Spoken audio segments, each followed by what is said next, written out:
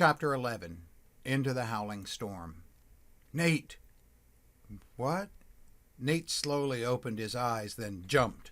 Looking down at him, Maddie's eyes jerked around like she was worried about someone or something finding her. Get up, there's a pile of trouble. Nate rubbed his eyes and looked around confused. He was not a leap out of bed kind of guy. Maddie? Despite her worry, Maddie grinned. Got some other gals who come a-calling in the middle of the night? Nate looked at the clock. It was 4:30. What are you doing here? I thought you were coming at dawn. It can't be light yet. Maddie shook her head. No, it's about an hour before dawn. But Misty's in trouble. You gotta go help her. What do you mean? I was over talking with her and she tripped over one of them dad-blamed cats. She fell and I can't pick her up. Shake a tail feather. She's hurt. Maybe bad. Nate started to get up. I should call the police or the ambulance. You can't. Hear the storm? The wind had picked up and the rain was coming down in buckets. Lightning flashed and a huge roll of thunder shook the glass in the windows. Nate reached to turn on his lamp, but nothing happened. Lights gone out all over town, Maddie said. I'm figuring the phones are broke too. Cell phones might work, Nate said. Mom won't let me have one yet, but hers is downstairs. Maybe I should wake her. Maddie shook her head. You ain't thinking right. What are you going to tell her? Your ghost friend came a-calling to say Misty needs help? Nate shrugged. I guess you're right. He got up and went downstairs, feeling his way. In the kitchen, he found the flashlight they kept near the door and used it to find his mom's phone. No signal, he muttered, looking at the phone. Must have knocked out the power to the tower, too. You gotta get over there, Maddie urged. She needs help now, and sitting here jawing ain't doing her no good. Okay. Nate grabbed his coat and slipped outside. Immediately, he was soaked to the skin. It was like trying to walk through a very windy swimming pool. I've never seen anything like this, he yelled over the howling wind. A sudden flash of lightning lit up the hill, making it daylight for an instant. During the light, he caught a glimpse of Maddie's face. She was looking one way, then the other, back and forth, a scared look on her face like she had been thrown into the world's worst horror movie. He had never seen her look scared before, and right now, she was terrified. I seen it like this one other time, she said. That night Pa and me. A chill passed through Nate that had nothing to do with the buckets of water washing over him, pouring down his face and body. He tried to brush the water away. How can you stand it, he asked. It's only been a few minutes and all this water is driving me nuts. You had water in your eyes for years and years. Maddie, shaking off her fear, looked at her dripping friend. You get used to it, she said, like skeeters or black flies. After a piece, they's just part of the everything out there. Come on, we got to get a move on, but watch yourself. The ground is mostly mud, and if you slip, you'll slide all the way to the bottom, unless you hit a rock. Nate nodded and grimly followed her up the steep hill. It was so slippery he had to focus completely on each step. One step up, carefully place his foot, struggle against the ground that wanted to melt underneath his foot and drop him backwards, put his weight on that foot, dig in with his toes through the shoe that was so full of water it was like walking with a bucket on his foot. Push up against the wind and rain, then do it again and again and again. One false step and it would be a rolling plunge down the steep hill. No mistakes. Again and again. Wave upon wave of rain lashed by the wind beat at him.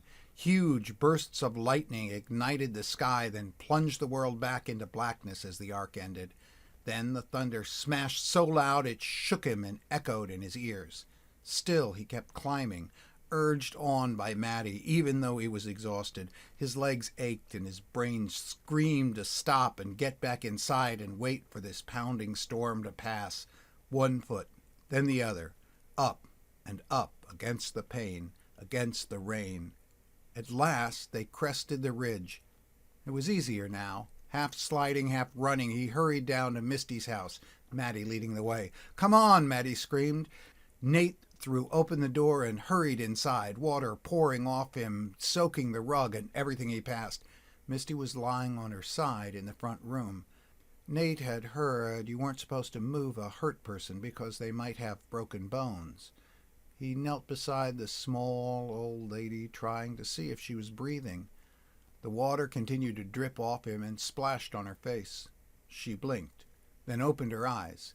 "Misty?" Nate asked. "It's Nate. Can you tell how bad you're hurt?" Misty slowly rolled onto her back and wiggled around a bit, testing her body. She gave a weary smile and rasped, I think I'm more shook than hurt. Would you get me some water and one of those little white pills near the sink? Maddie, will you?" "I'll show him," Maddie said. "Come on." Nate followed Maddie back to the kitchen. He found a glass and filled it with water and took a pill from the bottle Maddie pointed to. He hurried back and saw that Misty had still not moved. "Can you help me sit up?" she asked. Nate slipped a hand behind her shoulders and lifted her into a sitting position, surprised by how light she was. It was like she was a ghost herself. She took the pill and put it under her tongue and followed it with a sip of water. She breathed deeply for a couple of minutes. Then she smiled at Nate, a bit of color coming back into her cheeks. "Thank you, Nathaniel. I'm feeling better. Now perhaps you could hook your arms under mine from behind and slowly lift. That way I can stand."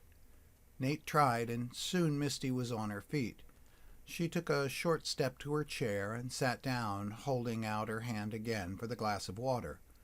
She finished the water and placed it on the table beside the chair and attempted another weak smile.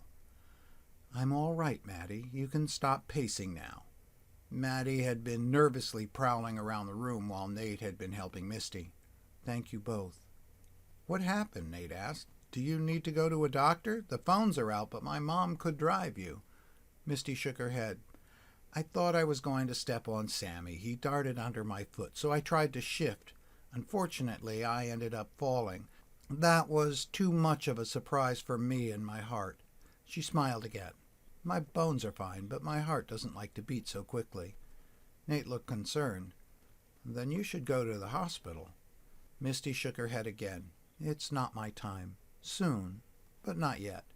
If I go to the hospital, they'll just keep me in a bright, uncomfortable room and watch me. They can't do anything about it. I'm old. There's no cure for that." She looked up at Nate. "You look like you've been taking a bath with your clothes on. Do you want to borrow a towel?" Nate shook his head. "I don't guess so. I've got to get back home before Mom realizes I'm gone, and I'll get just as wet on the way back." Misty nodded. "Then you go on. I'll be fine. I just need to rest a bit." She looked at Maddie. "Girl, take him by the road. I know it's longer, but that ridge is too slippery on a night like this. Your time is almost up, so your paw's going to be lurking somewhere. You don't want to face him in the woods." Maddie nodded. "That's what I was planning. I thought I felt Pa up on the ridge, so I figured we might be able to slip by him by taking the road." Misty nodded and leaned back in the chair. Nate and Maddie went to the door. Stopping a moment to prepare for the drenching, Nate took one last look at Misty before he opened the door and stepped out. Immediately, the rain and wind began to pound him. Shouting above the noise of the storm, he called, "Let's get back to my house. By the time I dry off, it will be starting to get light, so we can start looking where Mrs. Snow told us." Maddie nodded and led the way. Inside the house, Misty's eyes suddenly sprang open. "Oh no! Wet, like a bath. That stone won't last through this much drenching. It will melt. If that creature figures out that they're on the road and the stone isn't there to protect them." She tried to shout after the two, but her voice could not be heard above the wind and rain. Sighing, she gathered her strength and reached for her cane.